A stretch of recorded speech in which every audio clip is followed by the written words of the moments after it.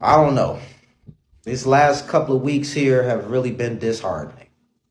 Between this Joker in Chicago that was attacking a woman and her son having to kill him, and the BET Awards and the striking down of affirmative action, and uh, and so forth. I mean, it's been quite a couple of weeks, right?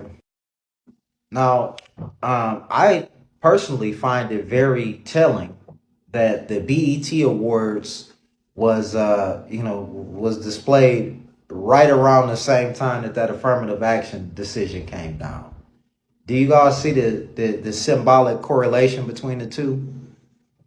You know, why is black excellence in education not put on the forefront as opposed to this debauchery and foolishness?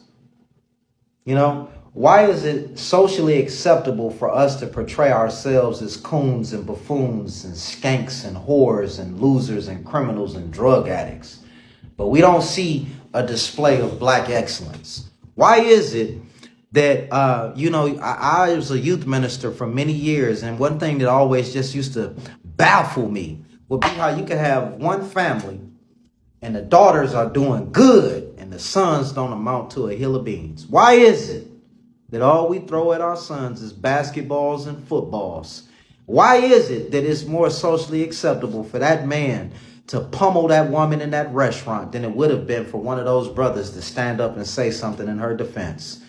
Why is it? Why is it? First there was the concerted effort a couple of months ago to display black children as dysfunctional. Between the BET Awards and those sisters twerking on top of the Elmina slave castle, there's a concerted effort to display our women as dysfunctional, toxic whores. And then you see this stuff with this brother here who, rest in piss, my man. But, the reality is that, that brother was a product of his environment. And the reality is you got a whole lot of guys, a whole lot of men who actually were defending his acts of evil. We are absolutely lost. And the places that we would look to for help, for hope, they're preaching sermons about getting Bentleys and mansions and get rid of Bozo because Boaz is on his way, or on the down low singing in the choir, or pilfering money, talking about absurd ideas about spaceships coming to destroy America, or ridiculous conspiracies about being Native Americans or Moors. We are lost.